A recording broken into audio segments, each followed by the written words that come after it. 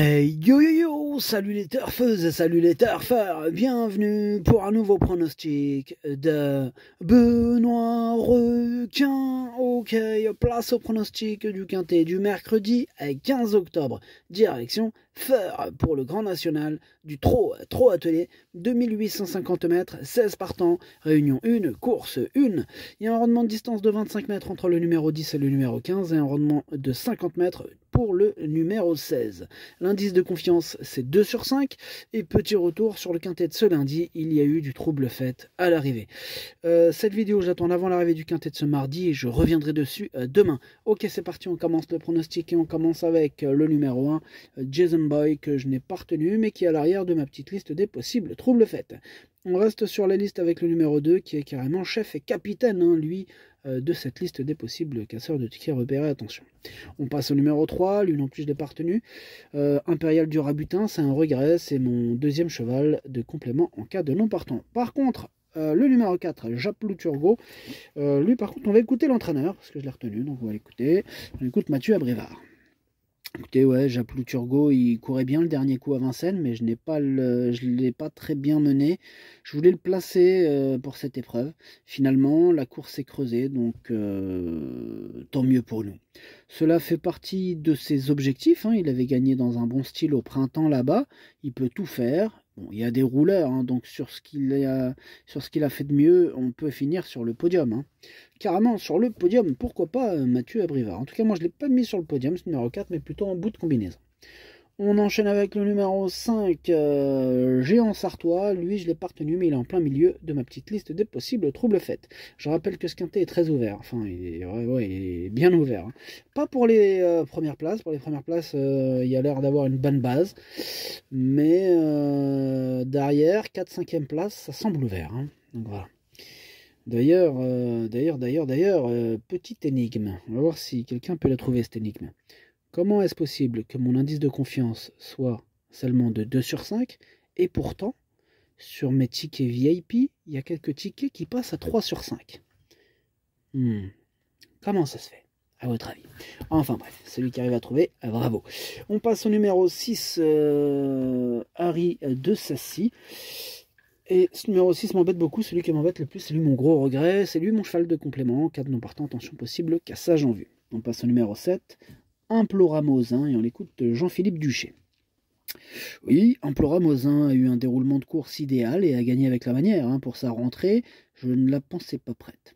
J'aurais aimé la recourir avant cette étape du Grand National du Trot en tête, mais elle n'avait pas de bonne course. Elle se plaît avec de la fraîcheur, elle a travaillé sérieusement à la maison, je la défère. L'opposition est relevée, mais en tête, elle peut se placer. Ouais, je le pense aussi. Moi, je l'ai gardé dans mon prono, je l'ai mis 6e.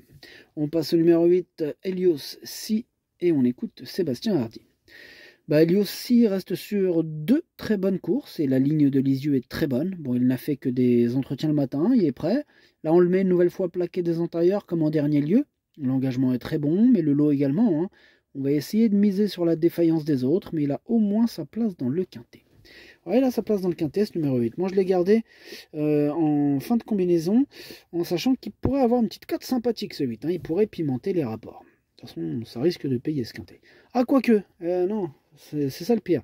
Ça peut être un scénario avec les 3 favoris à l'avant et les 2 cotes effacées à l'arrière, qui vont être complètement effacées par le poids des favoris, en fin de compte. Donc, ça peut être le genre de quintet qui est dur à trouver, le quintet, je parle pas du tiercé, le quintet peut être dur à trouver, et pourtant, malgré les cotes qui pourraient ne pas payer. Donc ça, c'est à la loose, imagine.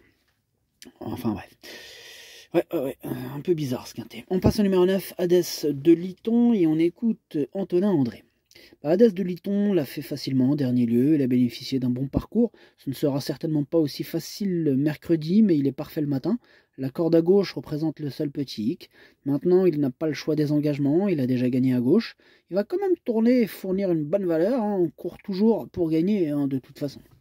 Tu l'entends celui-là? On court toujours pour gagner. Mais il a raison, il est clair, net et précis. Là, on ne peut pas être plus clair, il court pour gagner et tout le temps. Voilà.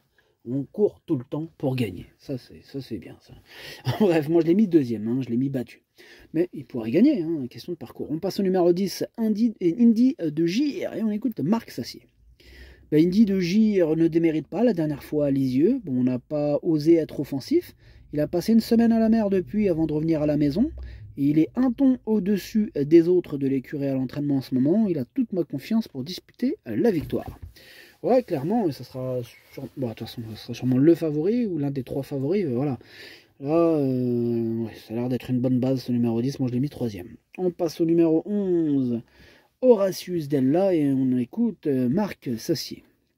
Horatius Della a joué de malchance dans l'étape de mêlée du Maine, sans quoi il aurait pu disputer une place sur le podium. On s'est rattrapé ensuite à Vincennes où il a pu bénéficier d'un bon parcours avant de faire la différence. Il est resté en bonne forme au travail, il dispose d'une chance sérieuse pour terminer sur le podium comme mes 2 autres élèves. Indy de Gir reste ma meilleure chance.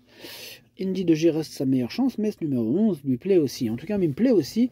Il pourrait avoir une petite cote aussi, ce numéro 11. Moi, je l'ai mis 5e, attention à lui. On passe au numéro 12, Invictus Madiba que je n'ai pas retenu. Donc on passe au numéro 13, Harmonie du Rabutin. On écoute Guillaume Richard Huguet. Écoutez, Harmonie du Rabutin évolue en pleine forme et a gagné avec la manière hier récemment. Elle a bien récupéré de ses efforts. Cette course arrive un peu tôt, mais elle se présentera un mois ensuite. Feur est tout proche de la maison. Elle a les moyens de lutter pour la victoire à ce niveau. Elle sait finir très vite et j'y crois. Eh bien, il est confiant, ça tombe bien, c'est mon préféré, ce numéro 13. On passe au numéro 14 que je n'ai pas retenu, donc on enchaîne avec le numéro 15, Harley Gemma, et on écoute Marc Sassier. Ouais, Harley Gemma a très bien couru dans le Grand Prix du Centre-Est derrière Hinault du Lupin. Sa performance est remarquable, Elle répète toutes ses courses, il lui faut le bon parcours et l'opposition est souvent de taille. C'est pourquoi elle est plus souvent placée que lauréate. Elle va se plaire à Feur, elle devrait confirmer et viser le podium. Ah moi il me plaît beaucoup ce numéro 15, moi je l'ai mis 4e. Et on termine avec le numéro 16, Orchestro, que je n'ai pas retenu. Le pronostic ça donne 13, 9, 10, 15, 11, 7, 4, 8. Merci d'avoir suivi cette vidéo. N'hésitez pas à mettre un pouce bleu si la vidéo vous a plu. Pour accéder à tous mes tickets pour la course du Quintet, rendez-vous directement en description de la vidéo. Vous avez aussi le bouton rejoindre qui vous donne accès au pronom 8+2 plus le chef et capitaine de ma liste des casseurs. À jouer avec modération. Bonne chance. Chopez-le-moi. Ciao.